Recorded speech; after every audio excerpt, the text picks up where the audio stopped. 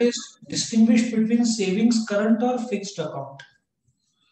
इसका एक डिस्टिंग्विश तो आने का चांस बहुत ज्यादा रहता है एग्जाम में। तो हम देखेंगे कि देखो रिसेंटली ना, मतलब जो सिलेबस जब नया आया तो उसमें इसका इम्पोर्टेंस काफी बढ़ गया। ठीक है, इसका इम्पोर्टेंस काफी बढ़ गया। तो ये डिस्टिंग्विश बिटवीन सेविंग्स करंट और फिक्स्ड अकाउंट है। पहले हम क्या करेंगे, इसका एक लिस्ट में तुमको दे दूं और फिर उसके पॉइंट्स हम डिस्कस करेंगे। Distinction between savings current fixed जो अकाउंट है उसके बारे में। बहुत इंटरेस्टिंग क्वेश्चन है, नॉलेज के लिए बहुत अच्छा है ये। सो तुम्हारे सामने ये पॉइंट्स आ रहा है, याद रखो 5 मार्क का क्वेश्चन रहा तो 10 से 12 पॉइंट लिखना चाहिए जरूरी। 12 पॉइंट लिखोगे तो 5 में से 5 देगा। So let us understand savings account. Savings account क्या होता है? सी, जब तुम मैक्सिमम लोग, तुम जितना सुना होगा पेरेंट्स का अकाउंट सेविंग्स अकाउंट ही रहता है। सेविंग्स अकाउंट एक ऐसा टाइप ऑफ बैंक अकाउंट है जो लोग सेव करते हैं या अपने इनकम का एक हिस्सा सेव करते हैं और उस पर ब्याज भी कमाते हैं। हालांकि ब्याज दर बहुत कम है फिलहाल, 2.5-3% के आसपास आ गया है फिलहाल। ज्यादा से ज्यादा 3.5 होगा, उसके ऊपर तो होने का चांस फिलहाल के हालात में नहीं है, क्योंकि कर्जे का होम लोन का रेट ऑफ इंटरेस्ट 6.80 तक आ गया है, तो डिपॉजिट पे तो बहुत कम हो जाएगा। तो 2.5-3 पकड़ लो, 2-2.5-3। तुम बोलोगे बहुत कम है, यूरोप साइड जाओगे तो 1%, अमेरिका साइड 1% शायद नहीं भी, ठीक है ना। तो एटलीस्ट इंडिया में तो ब्याज दर मिलता है कुछ तो सेविंग्स अकाउंट वो अकाउंट है जहां पे लोग अपने इनकम का कुछ हिस्सा बाजू में सेव करते हैं भविष्य के लिए और उस पर ब्याज भी कमाते हैं। दूसरा, करंट अकाउंट, ये एक ऐसा अकाउंट है जो बिजनेसमैन ओपन करते हैं। फॉर एग्जाम्पल, तुम्हारे नाम का करंट अकाउंट नहीं ओपन हो सकता अनलेस तुमने रजिस्ट्रेशन तुम्हारे नाम पे कराया है बिजनेस का। जैसे कि मेरे पर्सनल नाम पे अकाउंट सेविंग्स खोल सकता है बट मेरे नाम पे करंट अकाउंट नहीं खुलेगा। इफ रूपाली कॉमर्स एकेडमी है तो करंट अकाउंट खुलेगा, सेविंग्स नहीं खुल सकता उस नाम पे। ठीक है, सो करंट अकाउंट वो टाइप का बैंक अकाउंट है जहां पे बिजनेसमैन ओपन करते हैं to carry out their business activities. Fixed account वो टाइप का बैंक अकाउंट है जहां पे सर्टेन अमाउंट इज डिपॉजिटेड, ठीक है, कुछ फिक्स पीरियड के लिए डिपॉजिट होता है, that is a fixed account. एक ऐसा टाइप का बैंक अकाउंट जहां पे तुम कुछ अमाउंट डिपॉजिट करते हो फिक्स पीरियड के लिए। फिक्स पीरियड 15 दिन हो सकता है, ठीक है ना, 46 डेज हो सकता है, 3 महीना, 6 महीना, 1 महीना, जो तुम्हारे मर्जी के हिसाब से। हाँ, 5 साल के ऊपर क्या तो इनकम टैक्स बेनिफिट भी मिलता है, लेकिन रेट इतने गिर चुके हैं फिक्स्ड अकाउंट डिपॉजिट में, 3.5-4 के आसपास ही है फिलहाल। तो मुझे नहीं लगता 4.5 के ऊपर इंडिया में कोई भी बैंक आज के तारीख में देता होगा। कोऑपरेटिव बैंक देता होगा 6%, लेकिन होम लोन 10% रखता होगा। तो अगेन होम लोन 10% कौन लेगा कोऑपरेटिव से, जबकि पब्लिक सेक्टर जो कि एसबीआई, प्राइवेट सेक्टर एचडीएफसी, सबका 6.8 और 7 में चल रहा है। अभी कल का न्यूज ले लो, जो होम लोन पे प्रोसेसिंग चार्जेस लेता है 10 से 12 हजार तो पकड़ ही लो, अब वो पूरा वेव ऑफ कर दिया है एसबीआई ने। वेव ऑफ मतलब माफ कर दिया है, जो कि 0.4 और 0.5% था, मतलब 10 लाख का लोन रहा तो 4,000 और 30 लाख का लोन रहा तो 12,000 का चार्ज लगता था प्रोसेसिंग फी। कल अभी एसबीआई ने किया तो बाकी बैंक्स को भी करना ही पड़ेगा, ठीक है। दूसरा, अकाउंट होल्डर्स कौन है? जो रेगुलर इनकम अर्नर्स है, जो नॉर्मली तो सैलरीड लोग समझ लो, और जो रेगुलर इनकम कमाते हैं वो सेविंग्स अकाउंट ओपन करते हैं। करंट अकाउंट कौन ओपन करते हैं? बिजनेसमैन या कमर्शियल ऑर्गेनाइजेशन, क्योंकि सेविंग्स अकाउंट कमर्शियल ऑर्गेनाइजेशन के नाम पर नहीं ओपन किया जा सकता। फिक्स्ड अकाउंट वो लोग ओपन करते हैं या संस्थाएं फिक्स डिपॉजिट करते हैं जिनके पास एक्स्ट्रा कैश है। लेकिन फिक्स डिपॉजिट पे ब्याज दर इतना कम है, 3.5-4%। तो ऐसा सोचो 4% है इंटरेस्ट रेट, तुम्हारा 1 लाख रुपया है तो तुमको 4,000 मिलेगा। मतलब 1 लाख का डबल होने के लिए 25 साल लगेगा।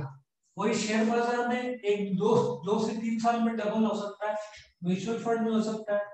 फिक्स डिपॉजिट का क्रेज थोड़ा सा कम हुआ है क्योंकि ब्याज दर कम हुआ, इसलिए लोग थोड़े से शेयर बाजार, म्यूचुअल फंड, सोना इधर इन्वेस्ट करते हैं। हालांकि वो अलग टॉपिक है, उस पर मैं भी लंबा चर्चा नहीं करूंगा।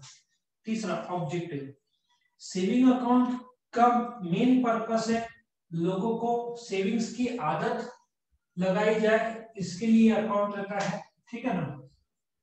और करंट अकाउंट क्या होता है, बिजनेस में बहुत सारे चेक्स आते हैं, बहुत सारे चेक्स जाते हैं, ऑनलाइन पैसा आता है, ऑनलाइन ट्रांसफर करना होता है, बहुत सारे फाइनेंशियल ट्रांजैक्शन होते हैं, तो बिजनेस एक्टिविटीज के लिए रहता है। फिक्स्ड अकाउंट जो है उसमें एक लमसम अमाउंट है जो तुम भरते हो, ठीक है, on the expiry of the fixed definite period, एक लमसम है, ठीक है, इज टू गेट लमसम, जैसे कि 3 महीना, 6 महीने बाद, 1 साल, 2 साल बाद तुम वो पैसा जमा करते हो, ठीक है। एक सेकंड,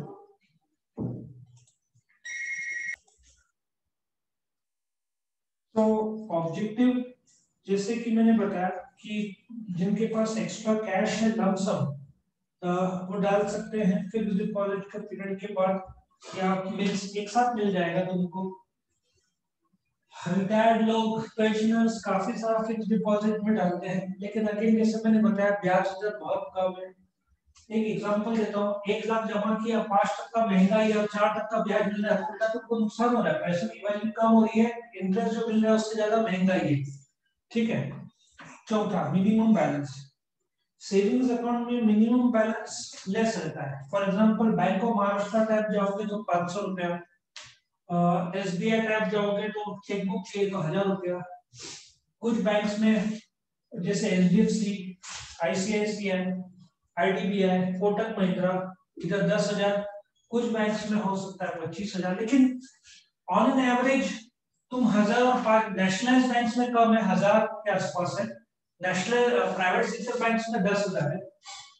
मिनिमम बैलेंस उतना रखना पड़ता है। करंट अकाउंट में मिनिमम बैलेंस हमेशा ज्यादा होगा। अगर नेशनलाइज्ड बैंक देगा तो 5-10 हजार रहेगा, प्राइवेट सेक्टर बैंक देगा तो 25,000 के ऊपर रखना पड़ता है। फिक्स डिपॉजिट में मिनिमम बैलेंस का सवाल नहीं उठता, वो तुम्हारे पास है, तुम्हारे पास कितना एक्स्ट्रा पैसा है तुम जो डिपॉजिट करते हो, ठीक है। Next is interest. Savings account में इंटरेस्ट एक नॉमिनल इंटरेस्ट दिया जाता है। मैंने जैसे बताया, मेरे हिसाब से आज की तारीख में 2, 2.5, 3 के ऊपर नहीं होगा। करंट अकाउंट में इंटरेस्ट नहीं मिलता, जीरो रहता है। फिक्स डिपॉजिट में 3, 3.5, 4 इसके ऊपर नहीं होगा आज के तारीख में।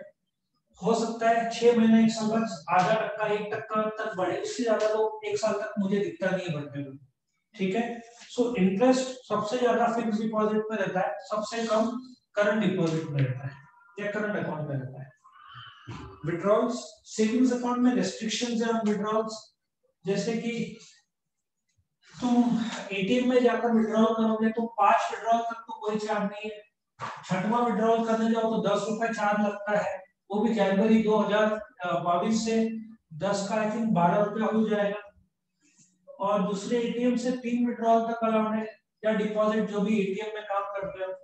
बैंक के अंदर भी ट्रांजैक्शंस लिमिटेड तुम कर सकते हो, उसके ऊपर चार्जेस लगते हैं। एचडीएफसी बैंक जैसे बैंक तो 100 रुपया चार्ज लेगा, ठीक है ना, उतने मिनिमम अमाउंट के बाद। सो रेस्ट्रिक्शन है सेविंग्स अकाउंट में, जबकि करंट अकाउंट में तुम करो कोई रेस्ट्रिक्शन नहीं है, कितने भी ट्रांजैक्शन करो। फिक्स डिपॉजिट में विड्रॉल तो सवाल ही नहीं उठता, क्योंकि तुमने डिपॉजिट किया 3 महीने के लिए तो बीच में विड्रॉल नहीं करोगे, तोड़ोगे फिक्स डिपॉजिट को, तोड़ के फिर उतना जितना ब्याज मिलना था 1% माइनस करके, मतलब काट के जितना ब्याज हुआ है उतना कम मिलता है। ऑलरेडी ब्याज तो 3.5% है साल का, और तुमने 6 महीने के बजाय 5 महीने में विड्रॉ किया, तो मतलब 2% साल का 8 महीने के हिसाब से कंप्यूट करके ही देंगे। ठीक है। तो विड्रॉल फिक्स डिपॉजिट में कोई करता नहीं है, अनलेस फाइनेंशियल की जरूरत हो तो एफडी टूटता है, विड्रॉल नहीं होता उसमें। हालांकि तुम फिक्स डिपॉजिट किया है 50,000, तुमको पैसों की जरूरत है, तो तुम तुम्हारे फिक्स डिपॉजिट से कर्जा ले सकते हो, मतलब 40,000 45 का कर्जा मिल जाएगा, मतलब तुम्हारे पैसे से बैंक तुमको ब्याज लगा रहा है। तो सेविंग्स अकाउंट का 3.5-4 होगा तो बैंक तुमको 5% लगाएगा, नॉर्मली 1-2% ज्यादा है। चेकबुक सेविंग अकाउंट में तुम पर है, चेकबुक लो या ना लो। वैसे तो मिनिमम बैलेंस 500 रहता है, लेकिन चेकबुक मांगा तो फिर 1000 हो जाएगा, तुम पर है। विड्रॉल करने के लिए या तो विड्रॉल स्लिप के साथ पासबुक लगता है या चेकबुक। चेकबुक तो आजकल लगभग सब लोग ही रहते हैं, हालांकि मुझे नहीं याद पिछले 4-5 साल में मैंने चेकबुक मंगाया, क्योंकि आजकल तो सब ऑनलाइन ट्रांसफर ही होता है। उस समय जब यूपीआई नहीं था तो डेबिट कार्ड क्रेडिट कार्ड ज्यादा था, अभी तो यूपीआई से ही पेमेंट्स होते हैं, ठीक है ना। सो चेकबुक सेविंग्स अकाउंट में तुम पर है, तुमको चाहिए तो लो, नहीं चाहिए तो मत लो। आई थिंक जनधन अकाउंट जो है, जो गरीब लोग के लिए, वहां पे शायद चेकबुक नहीं मिलता, लेकिन यहाँ पे तुम चेकबुक मांग सकते हो बैंक से। पर चेक कुछ बैंक 3 महीने में 15 चेक फ्री देते हैं, या कुछ बैंक चार्ज लगाएंगे 2 रुपया 3 रुपया, हर चेक के पन्ने को लीफ बोलते हैं। एक 10 का आई थिंक आता है, 10-20 तुमको जितने चाहिए मांगो, बैंक दे देगा, बस चार्ज लेगा तुमसे। और करंट अकाउंट में चेकबुक के बिना तो विड्रॉल होगा ही नहीं, वहां पे विड्रॉल स्लिप नहीं चलता, चेकबुक से होता है। लेकिन जैसे मैंने बताया कि आजकल तो सब ऑनलाइन ही ट्रांसफर चलता है, तो चेकबुक का यूज कम ही हुआ है। फिक्स अकाउंट में चेकबुक मिलता नहीं है, क्योंकि तुम विड्रॉल करने वाले नहीं हो, ठीक है। अच्छा, मोड ऑफ विड्रॉल मैंने बताया था, सेविंग्स अकाउंट में तुमको विड्रॉ करना है तो या तो विड्रॉल स्लिप विद पासबुक लगेगा, या चेकबुक लगेगा, या तो एटीएम का कार्ड या तो डेबिट कार्ड, इसके थ्रू तुम विड्रॉ कर सकते हो। और करंट अकाउंट में चेकबुक रहेगा, ठीक है, चेक्स के थ्रू विड्रॉ कर सकते हैं। फिक्स डिपॉजिट में अगेन मैंने बताया कि विड्रॉ नहीं होता है, एफडी तोड़ते हो तुम, तो एफडी में विड्रॉल होगा नहीं। लेकिन क्या होता है कि तुम जब 3 महीने के लिए या 6 महीने, जितने टाइम फ्रेम तुमको चाहिए, 50,000 रुपए डिपॉजिट किया, तो बैंक तुमको एफडीआर देता है, फिक्स डिपॉजिट रिसीट। वो ट्रांसफरेबल नहीं है, तुम्हारे नाम पे तो तुम्हारे नाम पे ही रहेगा, उसको संभालने का घुमाने का नहीं, तो फिर बैंक में एफिडेविट सब करवाना पड़ेगा। वो फिक्स डिपॉजिट रिसीट जब 3 महीना 6 महीने होता है, तुमको पैसे चाहिए, तो वो ओरिजिनल डिपॉजिट रिसीट लगता है वो संभालने का। फिर 6 महीने बाद तुम गए, वो डिपॉजिट रिसीट तुमने सबमिट किया, तो तुम्हारे खाते में ट्रांसफर करके तुम तुरंत विड्रॉ कर सकते हैं।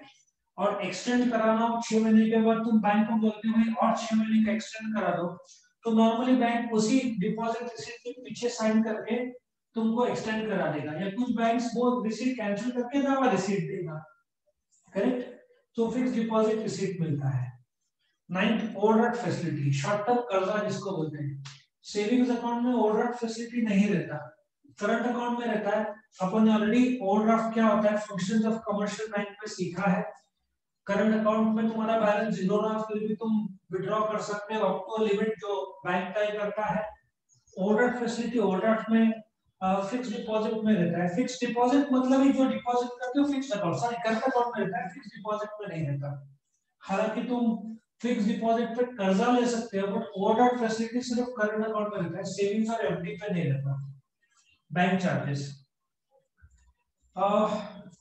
बैंक सर्विसेज के लिए चार्ज लेते हैं, जैसे एटीएम कार्ड रहा तो डेबिट कार्ड को 150 रुपया प्लस 18 का तुम्हारा जीएसटी ले लो। फिर चेकबुक के चार्जेस रहते हैं, फिर एसएमएस के चार्जेस रहते हैं, पासबुक डुप्लीकेट तुमने मांगा तो चार्जेस रहते हैं, डिमांड ड्राफ्ट निकालना है तो चार्जेस रहता है। चार्जेस तो बहुत ज्यादा है, 5 ट्रांजैक्शन के ऊपर किया तो चार्जेस रहता है, चेक बाउंस हुआ तो चार्ज होता है। तो ऐसे चार्जेस बहुत सारे रहते हैं इसमें सेविंग्स में। करंट में भी चार्जेस रहेंगे, क्योंकि इतना सारे ट्रांजैक्शन तुम करने में तो चार्जेस करंट अकाउंट में भी है। और फिक्स डिपॉजिट में तुमने एक बार 50,000 जमा किया 6 महीना साल के लिए, तो चार्ज तो होगा ही नहीं, क्योंकि तुम उस अकाउंट को सर्विस नहीं करोगे। तुमने 50,000 रुपए जमा कर दिया, तो वो बैंक के पास 50,000 आ गया, अभी तुम 6 महीना तो टच ही नहीं करोगे, ना 50,000 विड्रॉ करोगे, ना एक्स्ट्रा जमा करना है तो तुम्हारी मर्जी, लेकिन 6 महीना तुम उसको टच नहीं करोगे तो बैंक को तकलीफ नहीं होता है, तो उसमें चार्ज नहीं देगा। बट सेविंग्स अकाउंट करंट में बार बार तुम विड्रॉ डिपॉजिट करोगे, एटीएम मशीन में लाइन में खड़े रहोगे, ठीक है ना, क्योंकि तुम एटीएम में तो कैश विड्रॉ करते हो फुकट का नहीं, बैंक को हर ट्रांजेक्शन के पीछे एटीएम में 1 रुपए 2 रुपए का खर्चा आता है। बीच में तो बोला जा रहा था कि हर ट्रांजेक्शन 5 जो ट्रांजेक्शन फ्री है वो फ्री मत करो, हर ट्रांजेक्शन पे चार्ज लो, वो तो आरबीआई ने मना कर दिया, नहीं तो तुम एटीएम में सिर्फ बैलेंस भी चेक करोगे तो भी चार्जेबल करने की बात की, ठीक है। So bank charges fix deposit पे नहीं होता, पीरियड। सेविंग्स अकाउंट एक कंटिन्यूस है, तुम्हारा हर रोज ट्रांजेक्शन चालू रहता है। ऑफ कोर्स 5 एटीएम में अलाउड है, 5 बैंक के अंदर है, जो जैसे तुम्हारा एसबीआई में एक का अकाउंट है, तुम एचडीएफसी में भी जाकर एसबीआई का पैसा विड्रॉ कर सकते हो, उसमें 3 अलाउड है, मतलब तुम्हारे बैंक के एटीएम में 5 और दूसरे बैंक के एटीएम में 3, ऐसे 8 कर सकते हो। यदि तुम्हारे ट्रांजेक्शन ज्यादा हो गए तो काम करने का, 2 बैंक में अकाउंट खोलने का, तो एक बैंक में 5 और 3 8 और दूसरे बैंक में 5 और 3 16 ट्रांजेक्शन कर सकते हो। प्लस बैंक के अंदर जाओगे तो 5 तक फ्री रहता है, ठीक है ना। सो अलग अलग बैंक्स का अलग अलग है। तो पीरियड सेविंग्स अकाउंट लगातार चालू रहता है, करंट अकाउंट लगातार चालू रहता है, withdrawal deposit. Fix deposit fix period के लिए है, तो कंटिन्यूस नहीं है पीरियड उसका, 1 टाइम 3 महीना 6 महीने के लिए तुम डिपॉजिट करते हो। और types of deposit, savings demand deposit है, जब चाहे विड्रॉ कर सकते हो, करंट विड्रॉ डिपॉजिट कर सकते हो, डिमांड मतलब जब मांगा तभी, सेविंग्स और करंट तुम्हारे मर्जी के हिसाब से तुम विड्रॉ कर सकते हो, और फिक्स डिपॉजिट टाइम के हिसाब से है, ठीक है। फिक्स डिपॉजिट टाइम के हिसाब से तुम मतलब 3 महीना 6 महीना के हिसाब से विड्रॉ करोगे। तो ये तुम्हारे 12 पॉइंट्स थे। इसको लर्न करने के लिए मैंने एक स्टोरी बनाया है, let us see the story. ये जो स्टोरी है सेविंग्स करंट और फिक्स डिपॉजिट का, इसमें स्टोरी ऐसे है कि चंकी पांडे अकाउंट ओपन करना चाहता है, तो उस पे से स्टोरी बनाया है। सो पॉइंट नंबर 1 में आते हैं, मीनिंग स्टैंडर्ड मैंने तुमको बताया था। दूसरा, चंकी पांडे एक अकाउंट होल्डर है, एसबीआई में वो अकाउंट खोल के अकाउंट होल्डर बनता है एसबीआई में अकाउंट खोल के, ठीक है। तीसरा, उसका ऑब्जेक्टिव रहता है 3 करोड़ रुपए जमा करना। So point number 1, account holder Chunky Panday SBI में अकाउंट खुलवाता है, उसका ऑब्जेक्टिव रहता है 3 करोड़ रुपए का रुपए जमा करना, और मिनिमम बैलेंस रखने के लिए उसके पास 10 रुपए भी नहीं रहते हैं। सो ऐसा सोचो, चंकी पांडे एक अकाउंट होल्डर बनता है एसबीआई का, उसका ऑब्जेक्टिव रहता है 3 करोड़, पॉइंट नंबर 3 इसलिए 3 करोड़ जमा करना, पर मिनिमम बैलेंस जमा करने के लिए उसके पास 10 रुपए भी नहीं रहता है। मैनेजर के पास जाता है और बोलता है इंटरेस्ट कितना दोगे, मैनेजर बोलता है 5%, ठीक है। मैनेजर के पास जाता है, बोलता है मेरे डिपॉजिट पे इंटरेस्ट कितना दोगे, मैनेजर बोलता है 5%। समझ में आ रहा है। चंकी पांडे एक अकाउंट होल्डर है बैंक का, फिर वो जाता है कहाँ पे, एसबीआई में अकाउंट होल्डर बनता है, उसका ऑब्जेक्टिव रहता है 3 करोड़ रुपए जमा करना, और पर मिनिमम बैलेंस के 10 रुपए भी नहीं रहता है। फिर वो मैनेजर के पास जाता है, बोलता है डिपॉजिट के कितना इंटरेस्ट मिलेगा, मैनेजर बोलता है 5%। चंकी 10 रुपया डिपॉजिट करता है, फिर विड्रॉल करता है 5 रुपए, ठीक है, चेकबुक यूज करके। सो ऐसा सोचो 6 रुपए कर दो, पॉइंट नंबर 6 हो जाएगा, ठीक है, चेकबुक का यूज करके, और 5 रुपए के मोड ऑफ विड्रॉल स्लिप करके। ऐसा सोचो कि चंकी पांडे अकाउंट होल्डर बनता है एसबीआई का, उसका ऑब्जेक्टिव रहता है 3 करोड़ जमा करना, पर मिनिमम बैलेंस 10 रुपए ही जमा करता है। बैंक मैनेजर के पास जाता है, कितना इंटरेस्ट मिलेगा, बैंक मैनेजर बोलता है 5%। फिर वो विड्रॉल करता है 5 रुपए, और 5 रुपए विड्रॉल करता है चेकबुक से, और बाकी 5 रुपए विड्रॉल करता है विड्रॉल स्लिप से। मोड ऑफ विड्रॉल उसका दो होता है, एक चेकबुक से 5 रुपए, और बाकी मोड ऑफ विड्रॉल स्लिप से करता है 5 रुपए। फिर अभी तो चंकी पांडे का बैलेंस 0 हो गया, 10 रुपए जमा किया, 5-5 रुपए के 2 विड्रॉल कर लिए। फिर चंकी तुरंत ओवरड्राफ्ट फैसिलिटी मांगता है किसके पास, मैनेजर को बोलता है भाई ओवरड्राफ्ट फैसिलिटी दो। मैनेजर बोलता है बैंक चार्जेस लगेंगे। और बैंक मैनेजर पूछता है कितने समय के लिए चाहिए, कितने पीरियड के लिए लोन चाहिए, और लोन का टाइप कैसा चाहिए, गधे या घोड़े के लिए क्या खरीदना है तुझे। ठीक है, सो कितना आसान है देखो पॉइंट्स। सो क्या पॉइंट है, चंकी पांडे अकाउंट ओनर बनता है एसबीआई का, उसका ऑब्जेक्टिव रहता है 3 करोड़ रुपए जमा करना, पर मिनिमम बैलेंस 10 रुपए जमा करता है। बैंक मैनेजर को पूछता है कितना इंटरेस्ट मिलेगा, तो मैनेजर बोलता है 5%। फिर वो विड्रॉल करता है 5 रुपया चेकबुक यूज करके, बाकी 5 रुपया मोड ऑफ विड्रॉल रहता है उसका विड्रॉल स्लिप, उसका बैलेंस 0 होता है। फिर वो ऑर्डर फैसिलिटी मांगता है, तो बैंक मैनेजर को पूछता है कि बोलता है कि बैंक चार्जेस लगेंगे, कितने समय के लिए लोन चाहिए, और किस और कौन सा टाइप ऑफ डिपॉजिट, कौन सा लोन चाहिए, ऐसा। तो यहाँ पे ये स्टोरी भी खत्म हो जाती है तुम्हारी।